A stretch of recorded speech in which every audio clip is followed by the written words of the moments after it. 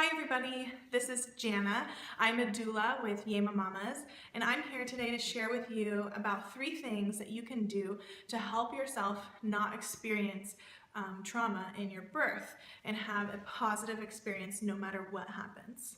So the 3 things that I have found from all the births that I have helped women and their partners and family through is education, communication, and support. If women have those 3 things through their birth experience, they will have a positive birth experience in almost any scenario. So education, what that looks like is you really learning and knowing what is a normal birth. And that includes both you as the mother and the father or your primary support person. So a primary support person is the person who's going to be by your side through the whole process. They also need to be a part of that learning process so that they don't feel tense during your birth because they kind of know what is normal and what's going on so they can be at peace during your birth as well. So that means you need to know what is normal length of time to be in labor. You need to know some characteristics of early labor and active labor and transition, which those are the words that are used to kind of describe different parts of labor and what it looks like. And so it's important to know about those different phases of labor.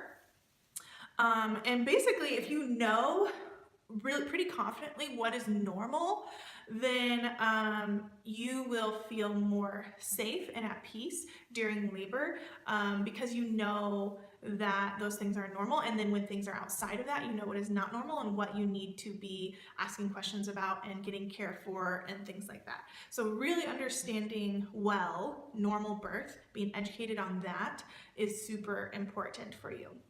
Secondly, you need to know what is normal practice for your care providers and your birth setting and what procedures that are normal for them. And this might take asking questions and reading books and learning about that because it's going to be different if it's in a hospital with a group of doctors or midwives, or if you have a family doctor in a hospital where you know who your provider will be, that's going to be different. If you're in a small town in a big city, it'll be different. If you're at home doing a home birth or doing a birth center birth outside of hospital, those are going to be different. Birth centers sometimes have groups of midwives that work together too, whereas home birth midwives don't. They have individuals most of the time, or they might have, a partnership. So asking good questions so you know what their normal is, who's going to be at your birth, how long they're going to be there, when they're going to be there, and also normalizing what is normal for them. For example, a lot of doctors and midwives will sleep because labor is long and it takes time and they need to be sleeping. And so their primary role is not being your comfort measures and helping you get in positions and things like that through labor. They're really there for birth. So having that, normalizing that expectation and what their primary job is and when they're going to be there and be hands-on is really helpful for you to not be bothered by what they do. That also is why it is good to, I'll talk about in a little bit, having extra support and what their role is. Okay, thirdly, I think it is helpful to know what is the stuff of birth. So some language around birth, knowing some medications that are used for birth, knowing the medications that are used for baby, also knowing your options, knowing some words and language around water breaking, what is normal and not, and how they do it, any kind of procedures and things like that. It's helpful just to have a brief knowledge. You don't have to be an expert at it, but just having an awareness of those things, of the medications used, of the procedures that will be done, and the language used for that is really helpful so that you feel like you kind of are following what's happening in your birth and it's not just a foreign language to you. So educating yourself on some of the language around birth and what things are and what options you have and what you can ask for is going to be really helpful for you. The last thing is knowing how to help yourself in labor. So as I said, a lot of the care providers who are there for birth are really there to help medically for you and baby to be safe at the point of birth and throughout labor. They're going to be checking your vital signs and stuff, but their primary job is not to give you comfort through birth. So even at the hospital, a lot of times I've found that labor and delivery nurses and midwives might not know positions or comfort measures to help you, or if they do know them, it's not their job to help you with it.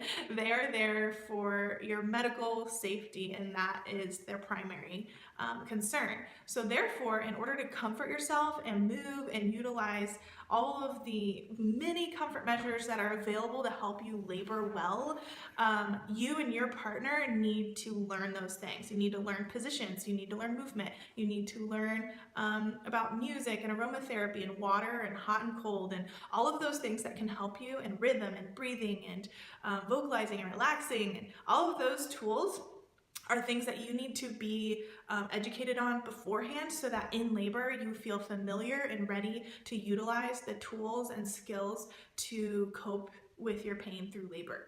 Even if you're planning on getting medicine, like an epidural or narcotic during labor, you're still going to experience contractions through labor, and so you need to know how to help yourself, and your partner needs to know how to help you. So that those are things that you should educate yourself on ahead of time, so that you have a way to help yourself.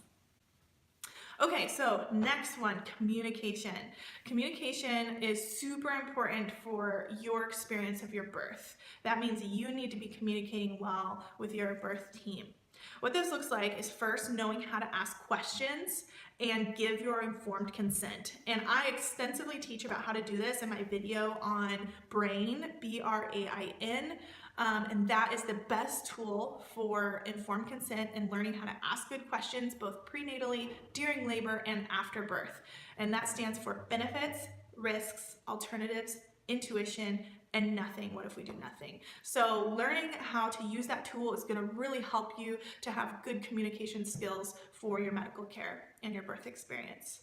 Secondly, you need to learn what you really want in your birth. So knowing your desires for your birth experience and talking with your birth team about it. That includes your partner, extra support people, your midwife or doctor, and nurses in the moment. Whoever is on call for you or whoever's at your birth in the moment, you need to know your birth preferences and communicate with them about that. So that is a birth preference plan, is a way to write that out. I also have a video that you can look at for that I extensively teach how to figure out your birth preferences and write them out in a way that is helpful to others and to yourself. And even if you never use that written birth preference plan and never give it to anyone, the act of writing it out and talking about it with your birth team is super helpful for you to be empowered in your experience and feel good and ready to communicate yourself. Because the last thing you need to do is speak up for yourself in the moment. You need to be a self-advocate and be empowered to ask for what you want, ask what is going on if you have any questions, or learn what is happening, and then say what you decide. So that means that's what self-advocacy is asking good questions and then telling what you want. Okay, so lastly is support. And there's various forms of support people in birth, but the people that you have control over are who your care provider is, first choosing them as your medical support team, and that's going to be a really significant choice in how your birth experience is. And then who you decide to surround yourself with in your labor and birth. This is a hugely important thing. You need people who will support you and validate you and listen to you and respect you through your birth experience. You need people who can be safe, that you don't feel tense around, that you feel like you can be vulnerable and honest with. You need people who will speak up for you, and that they hear you and know what you want, that you've talked with them about. So specifically a primary support person, a husband, boyfriend, or mother, or other close friend who's going to be your main person supporting you through birth. They need to be someone who can advocate for you and what you want as well, because in labor you aren't always able to speak up for yourself because you're really in labor and you're coping through pain, and you might not always be able to say something or analyze or think about it. So you need someone who's willing and able to help you and speak for you. Now, a doula is not someone who can do that. They are not a family member. They're not your closest person to speak for you. However, a doula is someone who can help ask good questions and help you know what to ask about and what to speak up about, including the partner. So often in births, I will prompt a partner of what they can do. So, oh, did you want to ask about that? Or maybe, do you need any more information? Did she want that? I can ask them about what mom's needs were when she's not really able to think through that. And so kind of prompting, the doula can help prompt that avocation to happen, but they're not primarily someone who would speak up or advocate for the mom and dad, that they would actually prompt you. A doula should be prompting you to advocate for yourself. So, okay, lastly, your support people need to be willing to do anything for you. And even if that, your primary support person might not feel like the most servant-oriented person, then that means you really need to find another extra support person who would be. So you can have a primary support person who is present and loves you and is helpful and wants to like comfort you and stuff. But if you know that they're not that person who will just do anything to help you and work with you to get you comfortable and move and all these things, and that's just not their sweet spot and they're not really comfortable with that, they just want to be present and be with you, then you need to find someone, whether it be a family member or a friend or a doula, who can come in and be a servant and serve you and your primary support person. So that means they would not take offense at anything you say. They would give comfort measures and they would bring you food and water. They would encourage you and help you change clothes and help you on the toilet and help you in the shower and help you in any situation, maybe help you breastfeed and all of these things that might be kind of ooey gooey.